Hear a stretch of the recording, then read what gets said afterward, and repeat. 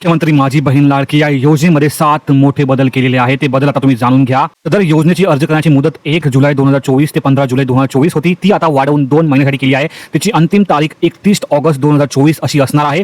या योजनेच्या पात्रतेसाठी आदिवास प्रमाणपत्र म्हणजे डोमिसाईल सर्टिफिकेट गरजेचे होते.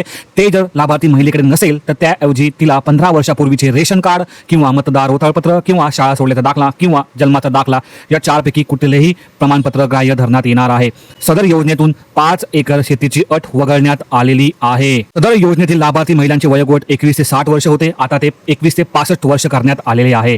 परराज्यात जन्म झालेल्या महिलांनी महाराष्ट्रातील आदिवासी असणाऱ्या पुरुषासोबत लग्न केलं असेल तर त्यांच्या पतीचे जन्माचा दाखला, शाळा सोडल्याचा दाखला आणि आदिवासी प्रमाणपत्र म्हणजे डोमिसाईल इथे ग्राह्य धरले जाईल. 2.5 लाखापेक्षा कमी उत्पन्न असेल त्यांना उत्पन्नाचा दाखला काढायची गरज नाहीये. त्यांनी कुटुंबाकडे असणारे पिवळे किंवा केशरी रेशन कार्ड दाखवू शकता. सदर योजनेत कुटुंबातील एका पात्र अविवाहित महिलेला सुद्धा या योजनेचा लाभ घेण्यात येईल.